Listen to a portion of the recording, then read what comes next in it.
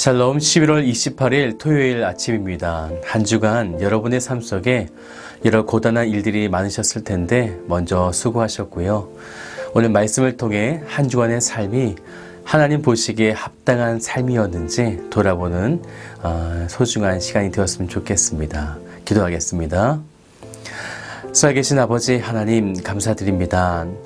하나님께서 당신의 거룩하신 은총을 우리들에게 허락하여 주셔서 한 주간의 그 바쁨에도 하나님의 늘 돌보심으로 우리를 이끌어 주시니 감사를 드립니다.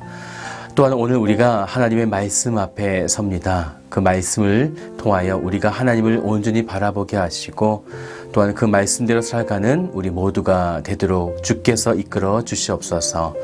감사드리며 살계신 예수님의 이름으로 기도드립니다. 아멘.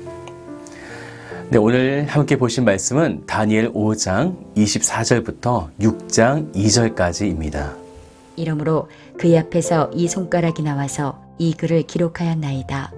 기록된 글자는 이것이니 곧 메네메네 데겔 우바르시니라.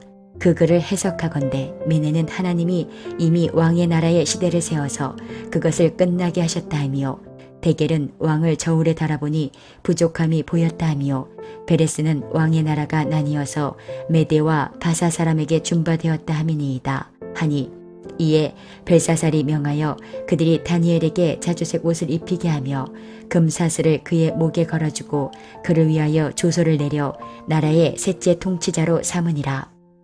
그날 밤에 갈대아 왕 벨사살이 죽임을 당하였고 메대 사람 다리오가 나라를 얻었는데 그때의 다리오는 62세였더라. 다리오가 자기의 뜻대로 고관 120명을 세워 전국을 통치하게 하고 또 그들 위에 총리 셋을 두었으니 다니엘이 그 중에 하나이라.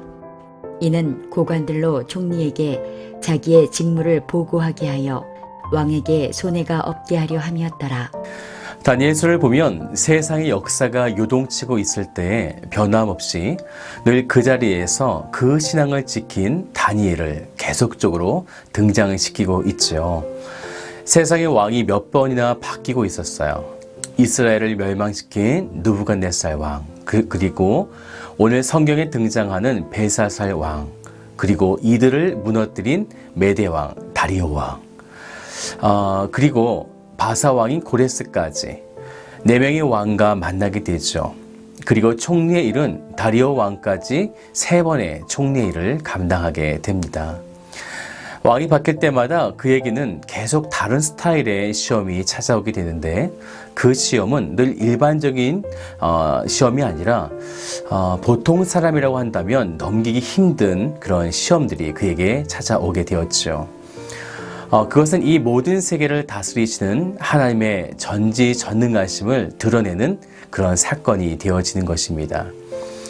우리의 삶에는 때때로 하나님은 좀 약해 보인다고 생각할 때가 있는 것 같습니다. 물론 인식에는 하나님은 위대하시고 전지전능하시는 분이라고 분명히 믿지만 막상 삶에서는 세상의 힘이 여러분에게 피부적으로 직접 와닿기 때문에 우린 쉽게 그런 세상의 힘에 굴복될 때가 많이 있습니다.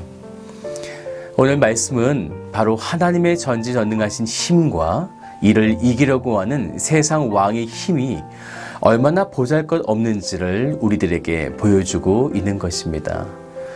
벨사살 왕은 잔치를 열게 됐죠. 그리고 무려 1000명이나 되는 많은 사람들을 함께하는 대단히 큰 잔치였습니다. 그곳에서 예루살렘 성전에서 가지고 온 성전 기구를 통해서 그가 술을 마시게 되었죠. 당시에는 자기 나라를 지키는 국가신이 있었기 때문에 전쟁에서 승리한 나라가 그 나라의 신으로 상징되는 석상이나 또한 이런 성전 기물을 가지고 왔던 것이었어요. 그리고 자신의 신이 더 위대하다는 것을 증명하기 위해서 오늘 말씀과 같이 이런 치욕적인 일들을 벌이게 되는 것입니다. 결국 그 내용은 우리 신이 너희의 신 여호와보다 더 강하다. 너희 신은 우리에게 패했다는 것을 나타내는 것입니다. 그런데 하나님은 그때에 사람의 손 모양으로 나타나셔서 석회벽에 글을 쓰시게 되죠. 그것이 오늘 말씀 25절에 나옵니다. 함께 보실까요? 기록된 글자는 이것이니 곧 메네 메네 데겔 우바르시니라. 하나님이 사람의 손가락으로 나타나셨다는 것은 사실 하나님은 손과 발, 눈 이런 것이 있으신 분이 아니죠. 그런데 인간이 이해하기 쉽도록 인간의 형체를 이용하시는 것입니다. 이것을 조금 어려운 말로 신인 동형론이라고 합니다. 어쨌든 하나님의 손가락이 글을 쓰셨습니다. 메네 데겔 우바르신. 그런데 이 단어는 아람어로 쓰여져 있었기 때문에 거기에 있는 모든 사람들이 충분히 알아볼 수 있는 글씨들이었어요. 그런데 하나님은 그것을 사람들이 알지 못하도록 어떤 형태로 만들었기 때문에 지혜자들도 그 글자가 어떤 의미를 가지고 있는지 읽지를 못했다는 것이죠. 그런데 아무도 해석하지 못하는 그 글자를 하나님은 다니엘을 통해서 해석을 하게 만드십니다. 26절 말씀을 보시겠어요?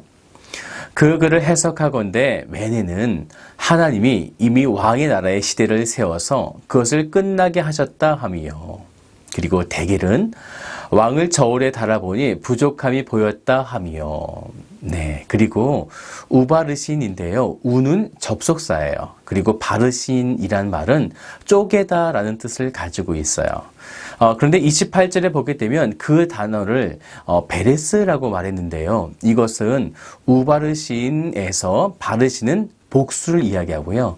베레스는 단수를 이야기합니다. 그러니까 똑같은 말이 되어지는 것이죠.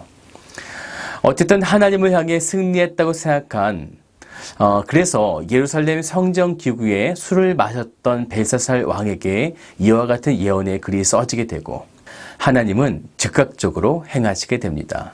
30절을 보세요. 그날 밤에 갈대아 왕 벨사살이 죽임을 당하였고, 네, 그날 밤이었습니다. 눈에 보이는 힘과 권력이 자신을 지켜줄 것 같고 그것이 최고로 보이지만 세상을 통치하시는 분은 만왕의 왕이신 하나님 한 분이심을 오늘 드러내고 있는 것이죠. 여러분의 인생에도 마찬가지입니다. 세상의 어떤 힘과 부, 명예가 여러분의 인생을 책임져 줄 것처럼 보이지만 하나님께서 한 번 바람을 훅 부시면 그 모든 세상의 힘은 가차없이 바람에 날아가게 되는 것입니다. 여러분의 인생에 하나님을 주인으로 모시기를 바랍니다. 그분만이 나의 왕이시다라는 사실을 믿음으로 고백하시는 복된 성도가 되시기를 주님의 이름으로 축복드립니다. 네, 다 같이 기도하겠습니다.